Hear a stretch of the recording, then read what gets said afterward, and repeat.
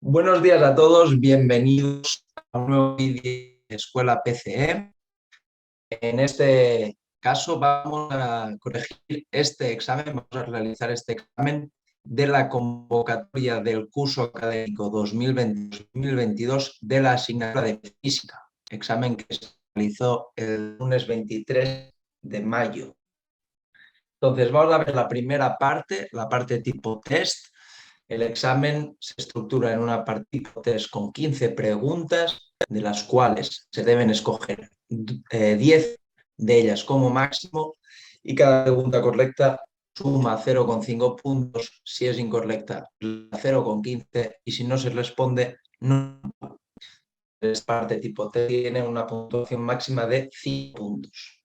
Vamos a ello. La primera pregunta nos pregunta si puede un cuerpo de masa no nula moverse bajo la única acción de un campo gravitatorio, permaneciendo en todo instante en la misma superficie equipotencial. Una superficie equipotencial es una superficie que conserva la energía potencial. Por lo tanto, si nos fijamos en la fórmula de la energía potencial en campo gravitatorio, que es la constante por la masa del planeta y la del satélite, el radio de órbita. El apartado A nos dice, un ejemplo sería que un cuerpo partiendo del reposo está en caída libre. Si un cuerpo está en caída libre, la distancia, que se simboliza con esta R, respecto al planeta que genera esta acción gravitatoria, este campo gravitatorio, no será constante, por tanto tampoco lo será energía potencial. En el caso B, de un satélite en órbita, en este caso sí que se cumple que si esto es el planeta y aquí tenemos un satélite, si está en una órbita circular alrededor de dicho planeta, el radio de giro en esta órbita se mantiene constante y por lo tanto la energía también, porque las masas son constantes y la constante gravitacional también lo es. El apartado C, para revisarlo, nos dice que no, puesto que siempre será una fuerza hacia potenciales y por tanto dicha fuerza lo expulsará a la superficie equipotencial donde se encuentre. Esto es completamente falso. ¿De acuerdo? No tiene por qué un cuerpo de masa en una acción de un campo gravitatorio ser expulsado hacia potenciales menores. Vemos en el caso de este satélite en órbita. Entonces la respuesta correcta era la opción donde el satélite, al realizar un movimiento circular alrededor del planeta, mantiene la órbita de giro y por lo tanto se mantiene la energía potencial constante. Eso sería una superficie equipotencial. Bien, vamos con la pregunta 2. La pregunta 2 nos dice, imagine dos objetos que llamaremos A y B de masas m sub A y mb respectivamente y situados sobre la superficie terrestre. Sabemos que las masas de los objetos verifican que la masa de A es 2 veces la masa de B. Llamando VA y VB a la velocidad de escape del objeto A y B desde la superficie terrestre, podemos afirmar que, bien, la velocidad de escape de un objeto respecto a un planeta, en este caso a superficie terrestre, se puede calcular como 2 por la constante gravitacional por la masa del planeta que genera la atracción, por lo tanto, la masa del planeta del que quieres escapar entre a distancia. En este caso, es indistinto que las masas de estos dos objetos A y B sean distintas, ya que lo que determina la velocidad de escape es la masa del planeta del que quieren escapar. Ambos objetos quieren escapar desde la superficie terrestre, por lo tanto, esto sería la masa de la Tierra y, por lo tanto, no está afectado por las masas de los objetos B. ¿Cuál es la conclusión?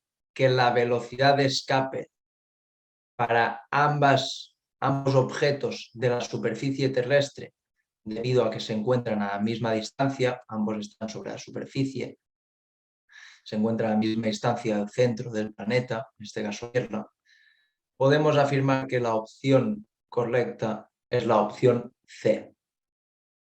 ¿De acuerdo? Importante que la velocidad de escape depende solo de la distancia y de la masa del planeta del que quieres escapar. Esto sí, aquí habría un cambio en estos dos objetos en su energía cinética, debido a que las masas son distintas. El objeto A tendrá más energía cinética al ser mayor masa que el objeto B, pero la velocidad de escape será la misma. Bien. La pregunta 3 me pedía, tomando la referencia habitual para energía potencial gravitatoria, que tiene un valor nulo a una distancia infinita. ¿Qué podemos decir acerca de la energía mecánica de un satélite en órbita alrededor de la Tierra? Bien, me dice que la energía potencial en el infinito es nula. Esto ya lo sabemos, es por definición en el campo gravitatorio, así se define. Entonces, la energía mecánica de un satélite en órbita se puede calcular como la energía potencial del satélite más la energía cinética. Cuando un satélite se encuentra en órbita, ¿vale?, su energía potencial siempre se puede calcular como menos la constante gravitacional por la masa del planeta por la masa del satélite entre el radio de giro. Mientras que la energía cinética, recurriendo a la velocidad orbital de un satélite, vemos que se puede calcular como un medio de la constante gravitacional por la masa del planeta por la masa del satélite entre el radio de giro. Fijaros que la energía potencial y la energía cinética están compuestos por el mismo término multiplicándose, solo que la energía cinética es un medio de la energía potencial y la energía potencial es negativa.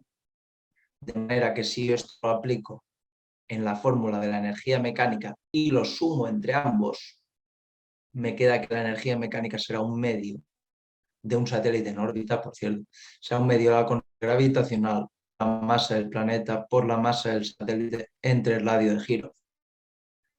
Como la constante es positiva, las masas y la distancia también lo son, la conclusión es que la energía de un cuerpo o de un satélite en órbita siempre será negativa. ¿Vale? Entonces es la opción A, la opción B no, debido a esto que acabamos de ver, y la opción C no tiene sentido, ya que la energía mecánica no debe ser nula para que una órbita sea circular. Eso no tiene, carece de sentido físico y de sentido en términos de campo gravitatorio. Vamos con la pregunta 4, 5 y 6. Entonces, nos dice, tres masas idénticas de valor m se encuentran fijas en el espacio situado en un círculo de radio r, tal que sus posiciones coinciden con los vértices de un triángulo equilátero. Ver figura. Una masa de valor m minúscula se sitúa en el centro del círculo. Siendo que la constante de gravitación universal, ¿cuál es el módulo de la fuerza total ejercida por las tres masas m mayúscula sobre m minúscula? Bien, vamos a fijarnos en esta figura. Vamos a aprovecharla que la tenemos aquí. ¿Qué tenemos? Nos están pidiendo la fuerza gravitatoria total sobre esta masa m situada en el centro del círculo. Bien, esta primera masa de aquí arriba generará una fuerza gravitatoria en sentido vertical y ascendente. Será una fuerza de atracción. Mientras que las otras dos masas generarán una fuerza de atracción también en la línea que une ambos centros. ¿Vale? Voy a poner esto en otro color, voy a ponerlo en naranja. ¿Qué debemos tener en cuenta? Al tratarse de un ángulo equilátero, el ángulo, acordaos que un triángulo equilátero forma un ángulo de 60 grados y como este punto está en el medio de este círculo, la línea divisoria aquí forma un ángulo de 30 grados. Por lo tanto, este ángulo también será de 30 grados y, consecuentemente, también lo será este. 30 grados. Por lo tanto, vemos que en el eje horizontal, vamos a llamarle eje X,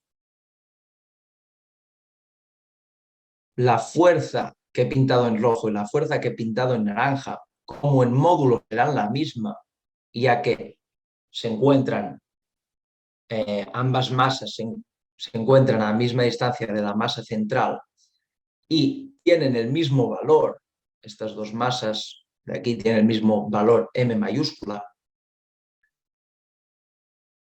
vemos que las fuerzas en el eje horizontal al descomponerlas, fijaros que van a quedar con el mismo valor ya que es completamente simétrico. Por lo tanto, en el eje horizontal las fuerzas se van a anular. Por lo tanto, la fuerza en este eje será 0. ¿De acuerdo? Ya que, como os digo, el módulo de ambas fuerzas, tanto la roja como la naranja, es el mismo y el ángulo para descomponerlo en el eje X también. En el eje Y necesitamos un poco más de precisión. La fuerza azul, vamos a llamarle fuerza 1, se podría calcular como la constante gravitacional en módulo, hablamos por la masa minúscula entre esta distancia entre el centro del triángulo equilátero y la masa M mayúscula, vamos a llamarle R. Por otro lado, vamos a llamar fuerza 2 esta fuerza roja y fuerza 3 a la fuerza naranja. Aquí la fuerza 2 y la fuerza 3 en módulo serán iguales, ya que, como os digo, las distancias y las masas se conservan, por lo tanto, fuerza 2 y fuerza 3 serán iguales. Lo que tenemos que ver es qué pasa cuando las descompongamos sobre este eje vertical para ver cómo interactúan con la fuerza 1. Bien, si tenemos en cuenta que aquí tenemos este ángulo de 30 grados, la fuerza en el eje Y debido a la fuerza 2 y fuerza 3 será la fuerza 3 por el seno de 30 más la fuerza 2 por el seno de 30. Si calculamos el seno de 30 grados, nos damos cuenta que su valor es de 1/2.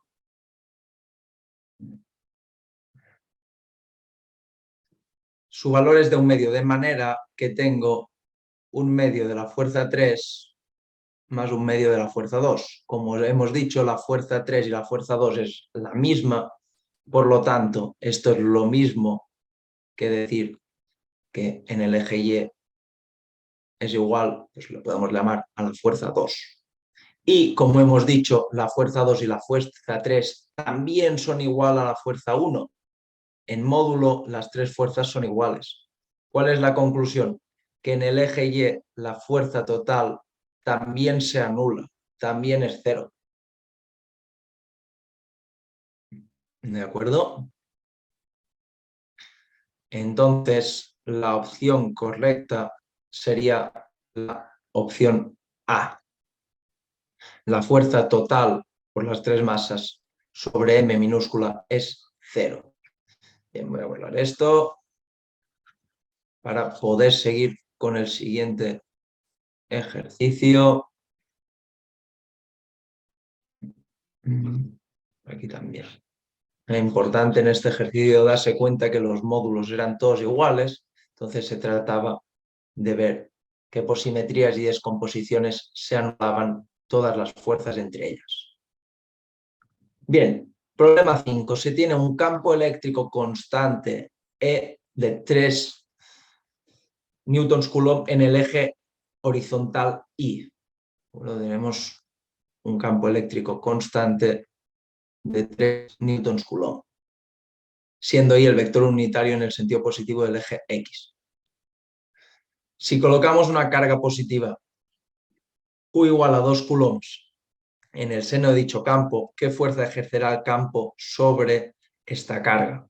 Bien, si ponemos aquí una carga positiva, el campo eléctrico generará una fuerza eléctrica sobre esta carga en el mismo sentido a la que se dirige el campo.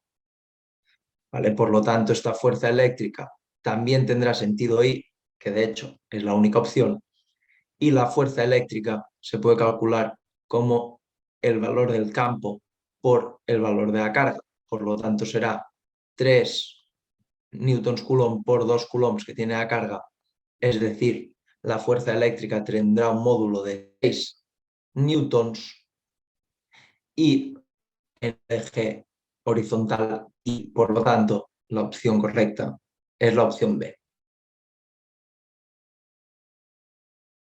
El siguiente problema nos dice que tenemos una carga eléctrica Q en el seno de un determinado campo eléctrico. Desplazamos la carga desde el punto A hasta el punto B, sabiendo que el potencial eléctrico en los puntos A y B toma el mismo valor. ¿Cuál es el trabajo realizado por el campo eléctrico durante este desplazamiento? Si os acordáis, el trabajo en un campo conservativo como es el campo eléctrico se puede calcular como el menos incremento del potencial por la carga que traslado.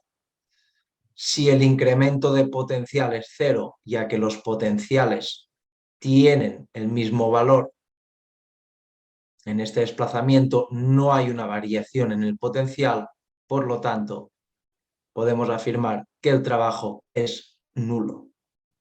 Opción C. Esta pregunta muy interesante. Vamos a ver la pregunta 7, 8 y 9. ¿Cuál es la relación dimensional entre el flujo magnético y la fuerza electromotriz? Bien, si os acordáis, la fuerza electromotriz es la derivada del flujo en función del tiempo. Además, el flujo magnético en unidades internacionales se expresa en el Weber, que un Weber equivale a un voltio por segundo. Luego, la fuerza electromotriz está expresada en voltios. Por lo tanto, si Terle presenta unidades de tiempo, vemos que la relación dimensional entre un Weber, es decir, un voltio por segundo, y la fuerza electromotriz, que es un voltio, cumple que su relación dimensional es la unidad de tiempo, el segundo, es decir, la opción correcta era la B. La opción A no se cumplía porque la opción A nos hubiera quedado que fuerza electromotriz entre flujo es un voltio entre un voltio segundo, entonces esta relación nos quedaría T a la menos 1, no se cumple, y la multiplicación tampoco, ya que la multiplicación entre ambos sería voltio por segundo, por lo tanto tendríamos voltio al cuadrado por segundo, que tampoco se cumple con lo expuesto.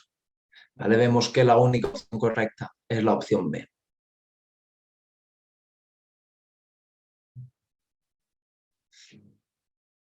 Pregunta 8. ¿Bajo qué circunstancias una carga moviéndose en el seno de un campo magnético no experimentará fuerza alguna? Cuando tenemos una carga moviéndose en un campo magnético, la fuerza magnética se puede calcular como la carga por el producto vectorial de la velocidad por el campo magnético. ¿Qué pasa? El producto vectorial es cero cuando los vectores son paralelos. ¿Vale? Si los vectores v y b son paralelos, vamos a ponerlo. Perdón. Si el vector v es paralelo al vector b, implica que este producto vectorial nos va a dar cero. ¿De acuerdo? Si os acordáis, otra forma de verlo es que la fuerza magnética la podemos calcular como la carga por el valor de la velocidad, el valor del campo y el seno de alfa, siendo alfa el ángulo entre el vector velocidad y el vector campo magnético. Si ambos son paralelos, significará que el ángulo alfa es cero. El seno de cero es cero. Estamos hablando en grados, entonces el seno de 0 grados es cero y por lo tanto también lo será a fuerza magnética. La otra opción cuando la carga es negativa, falso, ya que el valor de la carga solo dependerá de qué sentido tiene la fuerza y la opción A cuando la velocidad del campo sean perpendiculares también es completamente falso, ya que cuando la velocidad del campo son perpendiculares es cuando la fuerza magnética actúa con mayor intensidad y genera un movimiento circular sobre esta carga moviéndose en este campo magnético. Bien, vamos con el problema 9, donde ya pasamos a la parte óptica. Dejamos atrás una parte tipo test muy enfocada a campos, campo magnético, campo eléctrico y campo gravitatorio.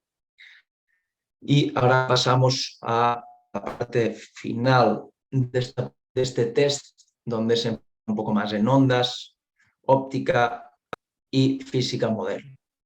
Bien, me dices, sabiendo que el índice de refracción del agua es 1,33 y el del aire es 1, es decir, índice de refracción del agua 1,33 y el del aire es 1, ¿cuál es el ángulo límite a partir del que observamos reflexión interna total en luz que incide desde el agua en la superficie de separación de ambos medios? Recordaros que el fenómeno de reflexión interna total dice que la luz incide desde el agua, es decir, pasamos del agua al aire. Este fenómeno de reflexión interna total se da cuando pasamos de un medio más denso a uno menos denso. ¿Vale? Esta es la superficie de separación. Aquí tenemos la normal. Acordaros que este ángulo límite es el ángulo de incidencia a partir del cual la refracción, el ángulo de refracción es de 90 grados, es decir, el rayo sale refractado sobre la misma superficie de separación de ambos medios. Recurriendo a la ley de Snell, que nos dice que el seno del ángulo de incidencia, vamos a llamarle alfa, entre el seno del ángulo refractado, es decir, seno de 90, es igual al índice del segundo medio entre el índice de refracción del primer medio. Por lo tanto, este alfa vamos a cambiar el nombre a término de ángulo límite, seno del ángulo límite. Vemos que este seno del ángulo límite será el seno de 90, que es 1, por el índice de refracción del medio 2, entre el índice de refracción del medio 1. Es decir, el ángulo límite para el que se produce este fenómeno de reflexión interna total se calcula como el arcoseno del seno 30, que como decimos es 1, por N2 entre N1. N2 es el índice de refracción en el segundo medio y N1 es el índice de refracción en el primer medio, donde se propaga, este rayo.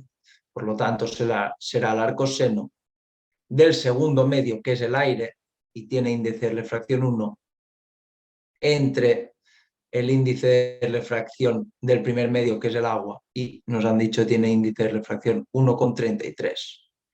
Aplicando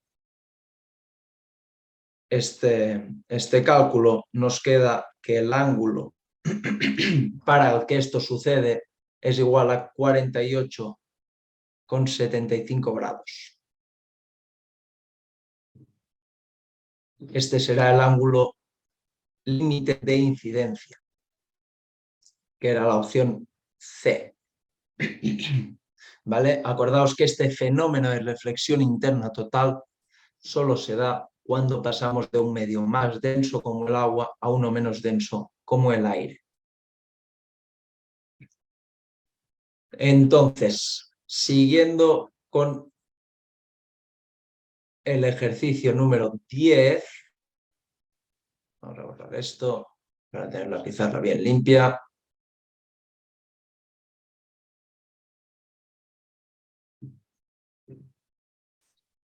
El ejercicio 10 me dice que un rayo de luz pasa del aire con índice de refracción 1 a un aceite transparente con índice de refracción 1,6.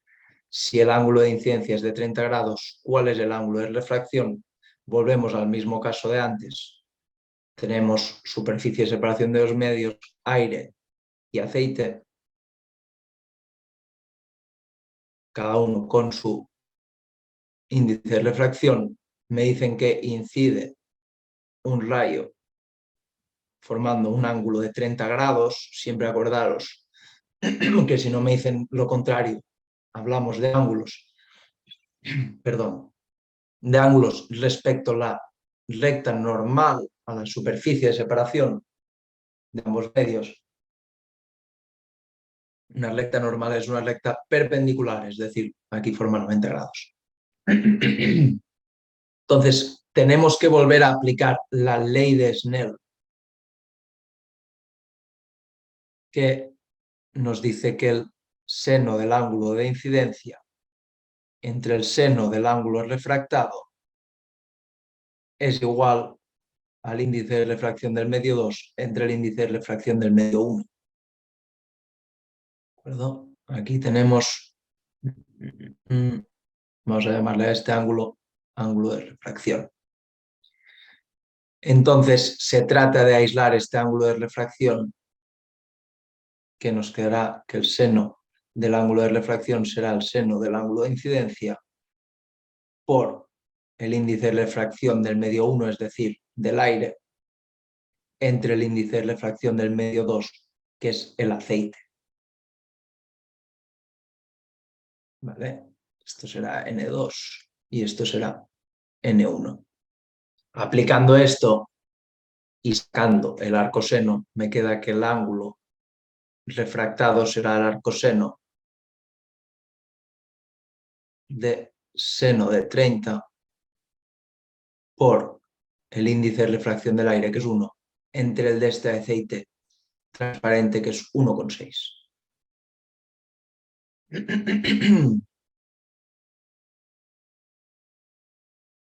Y esto me da 18,21 grados. Será el ángulo de refracción. ¿Vale? Fijaros que el ángulo de refracción es más pequeño que el de incidencia. Esto tiene sentido siempre que pasamos de un medio menos denso a otro más denso, porque la velocidad de propagación en un medio más denso es más lenta y por lo tanto el rayo baja más verticalmente. Siempre que pasamos a un medio más denso, el rayo se va a propagar más lento pero con un ángulo más pequeño. Si pasamos a un medio menos denso, es al contrario. Como el rayo se propaga más rápidamente, el ángulo de refracción es mayor que el de incidencia. Por al desplazarse a mayor velocidad, se traslada más horizontalmente. Por lo tanto, la opción correcta era la opción B, 18,2 grados. Bien.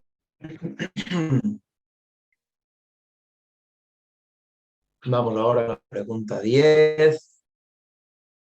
11, perdón. Ya toca la 11. Ya queda poquito esta parte del examen. Con sus complicaciones. Examen intenso, la verdad. Me dice, la frecuencia del do de pecho que canta un tenor es de 523 hercios. ¿Vale? Me están dando la frecuencia de un sonido, de una onda sonora, ya que es la frecuencia que canta un tenor. Sabiendo que la velocidad de propagación del sonido en el aire es de 340 metros segundo, velocidad de propagación 340, ¿cuál es la longitud de onda del sonido emitido por el tenor cuando canta esta nota? Bien, se trata de aplicar los conceptos de movimiento ondulatorio, es decir, de ondas, los que sabemos que podemos relacionar la longitud de onda y la frecuencia de una onda con su velocidad de propagación en cualquier medio. La fórmula es muy importante, muy usada en todo el tema de ondas. Por lo tanto, vemos aquí que la longitud de onda será la velocidad de propagación entre la frecuencia del sonido, por lo tanto, esto será 340 entre 523, que me da igual a 0,65, y las unidades que me quedan, teniendo en cuenta que la velocidad son metros segundo, para escribirlo, y que la frecuencia son segundos a -1, es decir, 1 entre segundo. Fijaros que los dos segundos están dividiendo, uno en el numerador, el otro en el denominador, se simplificarán, es decir, las unidades que me quedan son correctamente el metro. Y la respuesta correcta es la opción C, 0,65 metros. Bien. Pregunta 12. Nos dice que la imagen de un objeto real que forma un espejo plano es siempre virtual, siempre real. Su carácter virtual o real depende de la posición del objeto frente al espejo. Bien, la opción C es falso. Un espejo siempre ofrece la misma imagen de un objeto y un espejo siempre ofrece una imagen virtual de un objeto. Y hay que pensar que cuando os veis reflejados en un espejo, estáis viendo una imagen que no es cierta, estáis viendo una imagen, no estáis viendo, si vosotros veis a vosotros mismos en el espejo, os podéis ver a vosotros mismos a vuestro lado, igual que os podéis ver a vosotros incrustados en el espejo. Un espejo siempre forma imágenes virtuales. Esto es teoría. Acordaos, un espejo siempre forma una imagen virtual del mismo tamaño, derecha, pero invertida lateralmente. ¿Verdad? Bien. Había mucha teoría en esta parte de tipo test, en este examen. Vamos a ver la pregunta 13. Física relativista, física moderna. Me dice, considere un cuerpo de masa en reposo m sub 0 que se acelera hasta alcanzar una velocidad de 0,5 por c, siendo c la velocidad de la luz en el vacío. ¿Cuál es la relación entre la masa inercial o relativista del cuerpo a esa velocidad m y su masa en reposo m sub 0? Bien, acordaros que en física relativista hay un aumento de la masa cuando una masa se mueve a una velocidad muy elevada y que se puede calcular como la masa es la masa inicial, o en reposo, perdón, masa en reposo, entre el factor de Lorentz, que es 1 menos la velocidad del cuerpo al cuadrado, entre la velocidad de la luz en el vacío al cuadrado. Si nos fijamos solo en el factor de Lorentz, sustituyendo esta velocidad que nos han dado, la velocidad es 0,5 por la velocidad de la luz en el vacío al cuadrado, entre la velocidad de la luz en el cuadrado. Fijaros que si aplico este cuadrado sobre el 0,5c, me queda 1 menos 0,5 al cuadrado por la velocidad de la luz al cuadrado entre la velocidad de la luz al cuadrado. Aquí puedo simplificar estas velocidades de la luz. De manera que si vuelvo aquí arriba, me queda que la masa relativista es la masa en reposo entre a raíz de 1 menos 0,5 al cuadrado. Si yo calculo esta raíz de 1 menos 0,5 al cuadrado,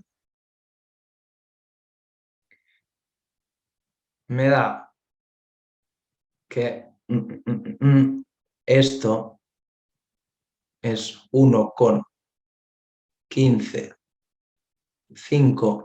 por m sub 0. ¿Vale? Es decir, lo que tenéis que hacer es en vuestra calculadora poner 1 entre raíz de 1 menos 0,5 al cuadrado, que esto os dará este 1,155.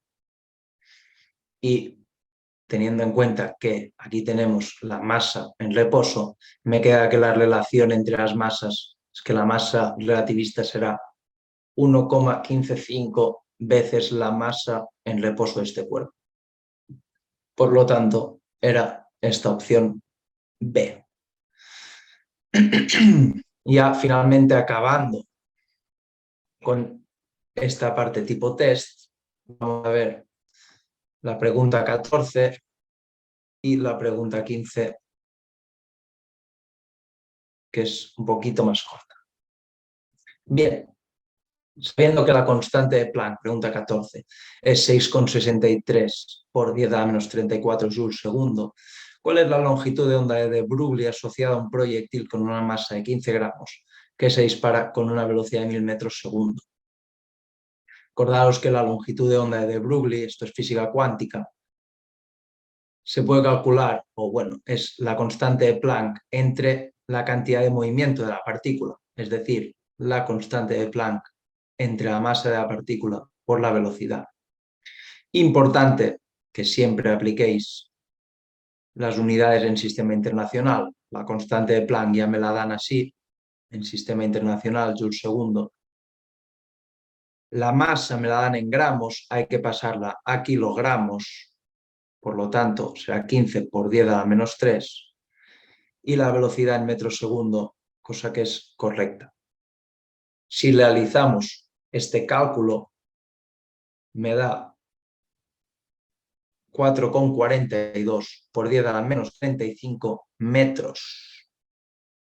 Esta será la longitud de onda de de Broglie asociada.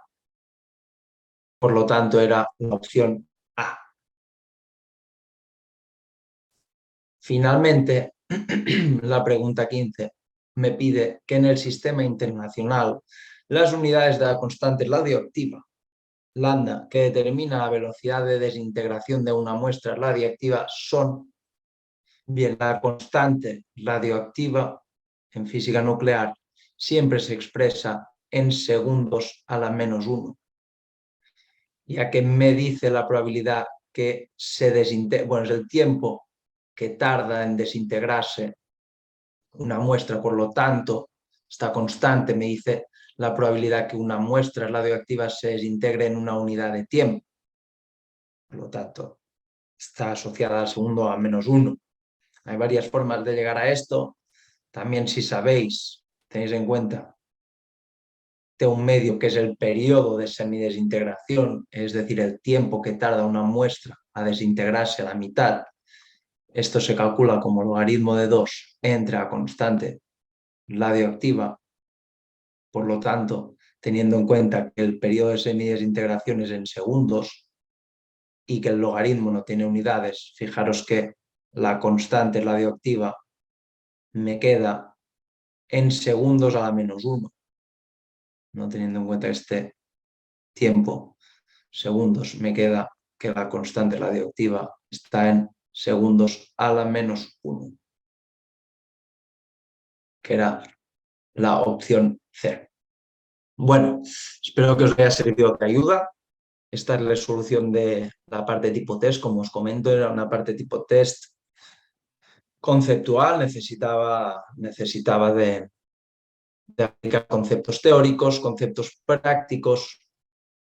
Había una variedad de problemas también, ¿de acuerdo? Pero aplicando los conceptos aprendidos y paso a paso se podía sacar todo. Bien, pues en breves vamos con la parte de desarrollo. Muchas gracias por vuestra atención.